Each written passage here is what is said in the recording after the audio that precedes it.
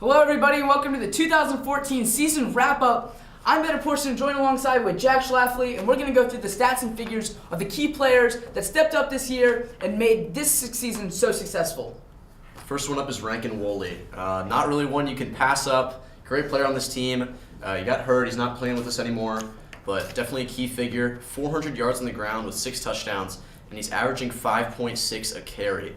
That is a lot of yardage on the ground for a quarterback. Also over 1,000 all-purpose yards with 7 touchdowns and 541 yards in the air. That's some pretty good stats. That's a lot of fantasy points, Bennett. And he's just been a great player on this team. His counterpart in the backfield is Zay Malcolm. Zay Malcolm, a sophomore, stepping up this year at the halfback position. We call him the lightning bug because he is so fast. He has 1,320 rushing yards this season, 15 touchdowns, averaging 9.2 yards per carry. 120 yards a game. Just, he can do everything. He's also kickoff returns, punt returns, has a touchdown in each of those fields respectively, and also on defense with 1 interception, just over 1,814 all-purpose yards. And you talk about his counterpart, Ian Uday, who can step in and give him a break. Ian Uday has really filled the void that Chase Williams left when he got hurt. He has 387 yards rushing with 4 touchdowns. He averages only 35 yards a game, but that's 6.7 yards per carry. That's a lot. That's very efficient, and we've seen him bounce off defenders all year. Just the North Clayton game, nice touchdown from outside the 20-yard line. This guy's kind of like a lightning bolt when you bring him in for Zay Malcolm. A lot of good backs in the backfield there. He runs hard, he runs well, and you got to give some credit to the offensive line. That offensive line led by 5 seniors, 3 of those being the 3 captains, with Quentin Bennett, Matthew Ramsey, Charlie Trent, Charlie Cauley, and also Hal Silcox. They've really been, getting in the trenches and blocking for Zay, Ian, Chase, even Merrick Sims. Just really good offensive line, getting blocks and allowing the running backs to get into the secondary where they can do the work from there, but great playing from the offensive line. And as we transition into defense, right in the middle, there's Cole Haverty. What a player this season. Cole Haverty, two-way player. He leads the team in receiving with 277 yards and 5 touchdowns. 4 of those coming in one game.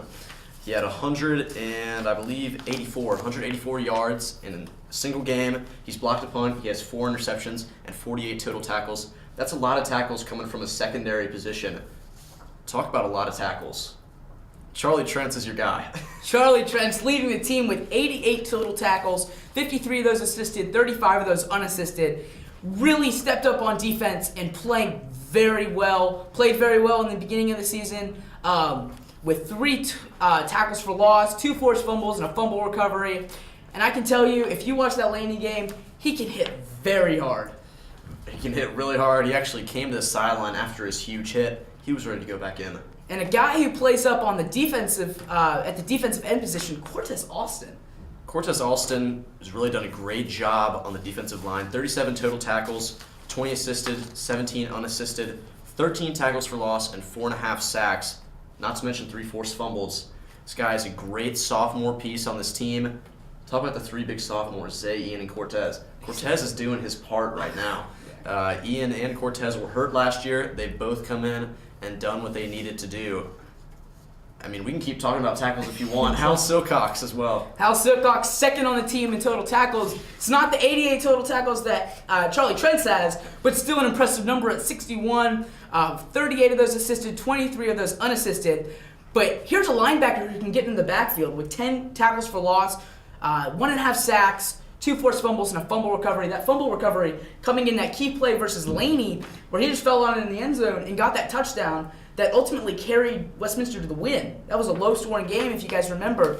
And Hal Silcox, a very good player. Talk about getting in the backfield. I just want to mention Tyler Gillikin. 38 total tackles, 9 tackles for loss.